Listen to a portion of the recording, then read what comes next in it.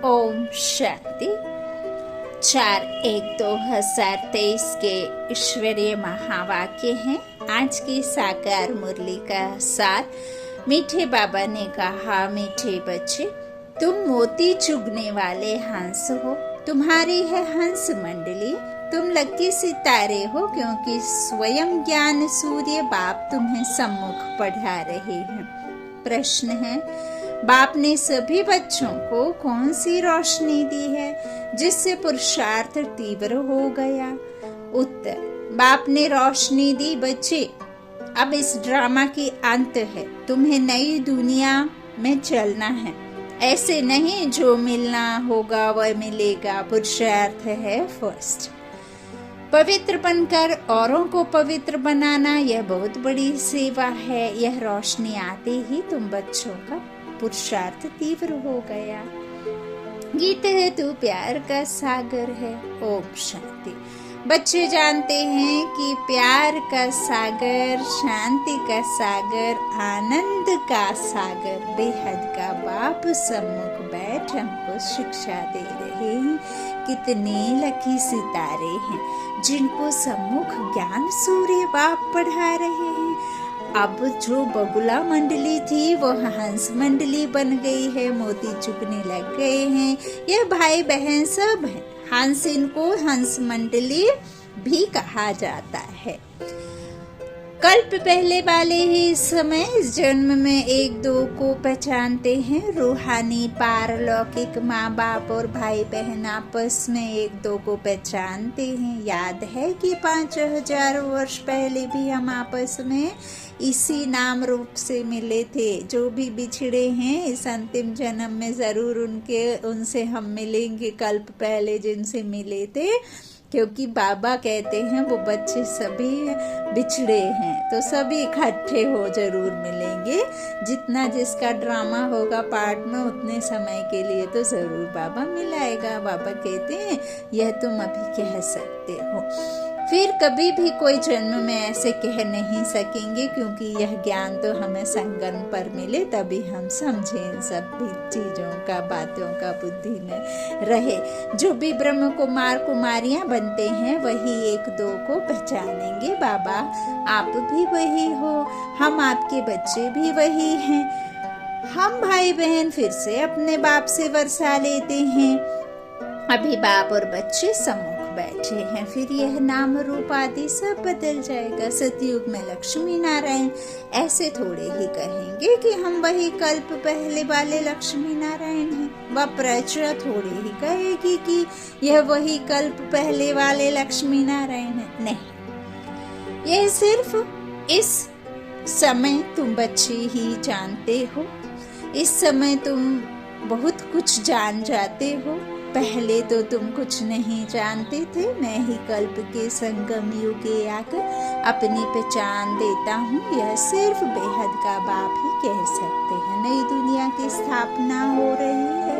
हाँ, स्थापना तो पुरानी दुनिया का विनाश भी जरूर होना चाहिए। यह है दोनों का संगम युग।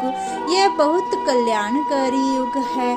सतयुग को व कलयुग को कल्याणकारी नहीं कहेंगे। तुम्हारा यह अभी का जीवन अमूल्य गाया हुआ है। इसी जीवन में कौड़ी से हीरे जैसा बनना है। तुम बच्चे सच्चे सच्चे खुदाई खिदमतगार हो। ईश्वरीय सेल्वेशन आर्मी हो। ईश्वर आकर माया से तुमको लिबरेट करते हैं, छुड़ाते हैं ना माया रूपी रावण से। तुम जानते हो कि हमको इन पर्टिकुलर खास और दुनिया को इन जनरल आम माया की जंजीरों से छुड़ाते हैं। यह भी ड्रामा में नूंद है। अब बड़ाई किसको देवें? जिसकी एक्टिंग अच्छी होती है उनका ही नाम होता है, तो बड़ाई भी परम पिता परमात्मा को ही दी जाती है, क्योंकि वही तो बनाता है सब कुछ। हाँ, तो अब धरती पर पापात्माओं का बोझ बहुत है। सरसों मिसल कितने ढेर मनुष्य हैं। बाप आकर बोझ उतारते हैं। वहां तो कुछ लाख ही होते हैं, तो क्या 25% भी नहीं हुआ? हाँ, तो इस ड्रामा को भी अच्छी रीति समझना है। परमात्मा को सर्वशक्तिमान कहते हैं, यह भी उनका ड्रामा में पार्ट है। और हम मास्टर सर्वशक्तिमान हैं, क्योंकि बाप के बच्चों के आगे मास्टर लगा हुआ होता है। बाप कहते हैं मैं भी ड्रामा में बंधा हुआ हूँ। यदा यदा ही धर्मस्य लिखा हुआ है। अब वही धर्म की ग्लानि भी भारत में बरोबर होती है। मेरी भी ग्लानि करते हैं, देवताओं की भी ग्लानि करते हैं, इसलिए बहुत पाप आत्मा बन पड़े हैं। यह भी उनको बनना ही है। सतो रजो तमो में आना ही है। तुम इस ड्रामा को समझ गए हो। बुद्धि में चक्र फिरता रहता है। बाप ने आकर रोशनी दी है। अभी इस ड्रामा की अंत है। अब तुम फिर नई दुनिया के लिए पुरुषार्थ करो। ऐसे नहीं जो मिलना होगा वह मिलेगा, नहीं। पुरुषार्थ फर्स्ट। सारी ताकत पवित्रता में है। पवित्रता की बलिहारी है। देवताएं पवित्र हैं, तब अपवित्र मनुष्य उन्हों के आगे जाकर माथा झुकाते हैं। सन्यासियों को भी माथा टेकते हैं। मरने के बाद उनका यादगार बनाया जाता है, क्योंकि पवित्र बने हैं। कोई कोई जिस्मानी काम भी बहुत करते हैं, हॉस्पिटल्स खोलते हैं व कॉलेज बनाते हैं, तो उन्हों का भी नाम निकलता है। सबसे बड़ा नाम उनका है जो सबको पवित्र बनाते हैं। देखो, और जो उनके मददगार बनते हैं। तुम पवित्र बनते हो उस एवर प्योर के साथ योग लगाने से। जितना तुम योग लगाते जाएंगे उतना तुम पवित्र बनते जाएंगे। फिर अंतमति सुगति बाप के पास चले जाएंगे। वो लोग यात्रा पर जाते हैं तो ऐसे नहीं समझते हैं कि बाप के पास जाना है, फिर भी पवित्र रहते हैं। यहाँ तो बाप सभी को पवित्र बनाते हैं। ड्रामा को भी समझना कितना सहज है। बहुत पॉइंट्स बस समझाते रहते हैं, फिर कहते हैं सिर्फ बाप और वर्षे को याद करो। मरने समय सब भगवान की याद दिलाते हैं। अच्छा, भगवान क्या करेगा? फिर कोई शरीर छोड़ते हैं तो कहते हैं स्वर्गवासी हुआ। गोया परमात्मा की याद में शरीर छोड़ने से बैकुंठ में चले जाएंगे। वो लोग बाप को जानते नहीं। यह भी किसकी बुद्धि में नहीं है कि हम बाप को याद करने से बैकुंठ में पहुंच जाएंगे। वह सिर्फ कहते हैं परमात्मा को याद करो। अंग्रेजी में गॉड फादर कहते हैं। यहाँ तुम कहते हो परम पिता परमात्मा। वो लोग कहते हैं पहले गॉड फिर फादर कहते हैं। पहले क्या कहते हैं? गॉड फिर फादर। हम पहले परम पिता फिर परमात्मा कहते हैं। वह सबका फादर है। अगर सभी फादर हों तो ओ गॉड फादर कह नहीं सकते। थोड़ी सी बात भी नहीं समझ सकते। बाप ने तुमको सहज करके समझाया है। मनुष्य जब दुखी होते हैं तो परमात्मा को याद करते हैं। मनुष्य हैं देह अभिमानी और याद करती हैं देही आत्मा। अगर परमात्मा सर्वव्यापी है तो फिर आत्मा देही क्यों याद करे? अगर आत्मा निर्लेप है फिर भी देही अथवा आत्मा क्या याद करती है? भक्ति मार्ग में आत्मा ही परमात्मा को याद करती है, क्योंकि दुखी है। जितना सुख मिला है उतना याद करना पड़ता है। बाबा क्या कह रहे हैं? जितना सुख उतना ही दुख। तो जितना सुख मिला है उतना याद करना पड़ता है। यह है पढ़ाई। एम ऑब्जेक्ट भी क्लियर है। इसमें अंधश्रद्धा की कोई बात नहीं है। तुम सभी धर्म वालों को जानते हो। इस समय सभी मौजूद हैं। अब फिर देवी देवता धर्म की हिस्ट्री रिपीट होनी है। यह कोई नई बात नहीं। कल्प कल्प हम राज्य लेते हैं। जैसे वो हद का खेल रिपीट होता है वैसे यह बेहद का खेल है। आधा कल्प का हमारा दुश्मन कौन? रावण। हम कोई लड़ाई कर राज्य नहीं लेते हैं, ना कोई हिंसक लड़ाई लड़ते हैं, ना कोई जीत पहनने के लिए लश्कर लेकर लड़ते हैं। किसी से डिबेट भी नहीं करना है। यह हार जीत का खेल है। माया से जीते तो जीत गए। अपनी खुद की खुद से लड़ाई है। परंतु हार भी सूक्ष्म तो जीत भी सूक्ष्म, माया से हारे हार, माया से जीते जीत रहे। मनुष्यों ने गोया माया के बदले मन अक्षर डाल दिया है तो उल्टा हो गया है। यह ड्रामा में खेल भी पहले ही बना हुआ है। बाप खुद बैठ परिचय देते हैं रचयिता को, और कोई मनुष्य जानते ही नहीं तो परिचय कैसे दे सकते। रचयिता है ही एक बाप, बाकी हम हैं रचना। जो बाबा कहते हैं तो जरूर हमको राज्य भाग्य मिलना चाहिए। मनुष्य तो कह देते हैं कि परमात्मा सर्वव्यापी है, तो सब रचता हो गए। रचना को उड़ा दिया है। कितने पत्थर बुद्धि दुखी हो गए हैं, सिर्फ अपनी महिमा करते हैं कि हम वैष्णव हैं, गोया हम आधा देवता हैं।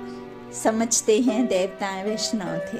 वास्तव में वेजिटेरियन का मुख्य अर्थ है अहिंसा परमो धर्म, है कि नहीं। तो देवताओं को पक्के वैष्णव कहा जाता है। ऐसे तो अपने को वैष्णव कहलाने वाले बहुत हैं, परंतु लक्ष्मी नारायण के राज्य में वैष्णव संप्रदाय पवित्र भी थे।